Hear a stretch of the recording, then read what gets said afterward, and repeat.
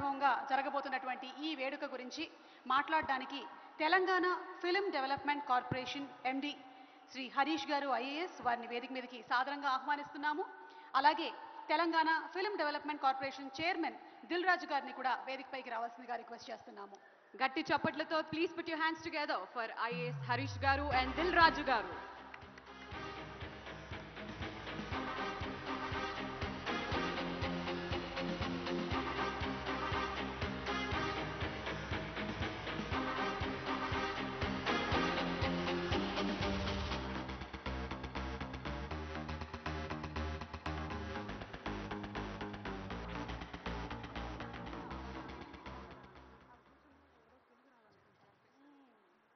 ఈరోజు ఇక్కడికి వచ్చినటువంటి గద్దర్ చలనచిత్ర అవార్డు గ్రహీతలందరికీ అభినందనలు, నమస్కారాలు.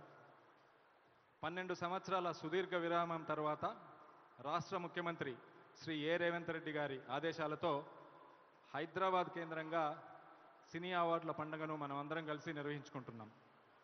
కేవలం ఒక తెలంగాణకే కాక యావత్తు దేశంలోనూ, ఆ మాటకొస్తే ప్రపంచంలోనే గుర్తింపు పొందిన కళాకారుడు గుమ్మడి విఠల్ గారు అలియాస్ గద్దర్ పేరుతో ఈ సినీ అవార్డులను అందించనున్నట్లు ముఖ్యమంత్రి గారి ప్రకటన యావత్తు కళాకారులను ఆనందపరిచింది.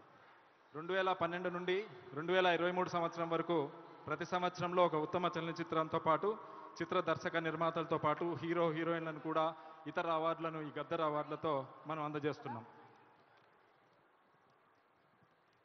ప్రపంచంలోనే అతిపెద్ద సినీ స్టూడియోతో పాటు అద్భుతమైన లొకేషన్లు ఉన్న తెలంగాణ రాష్ట్రంలో సినిమా ఇండస్ట్రీ బలపడడానికి రాష్ట్ర ముఖ్యమంత్రి గారు ఎన్నో చర్యలు చేపట్టారు. అదేవిధంగా ఆదేశాలు కూడా ఇవ్వడం జరిగింది. హైదరాబాద్తో పాటు రాష్ట్రంలో చలనచిత్ర పరిశ్రమ మరింత అభివృద్ధి చెందడానికి రాష్ట్ర ప్రభుత్వం అందిస్తున్న తోడ్పాటు, ప్రోత్సాహకాలను చలనచిత్ర పరిశ్రమ ఉపయోగించుకోవాలని కోరుతూ గద్దర్ అవార్డుల గ్రహీతలందరికీ మరొకసారి శుభాకాంక్షలు తెలియజేస్తూ దిల్ రాజు గారు చైర్మన్ TGFDC గారిని మాట్లాడవలసిందిగా కోరుతున్నాను. Thank you. Thank you Harish గారు.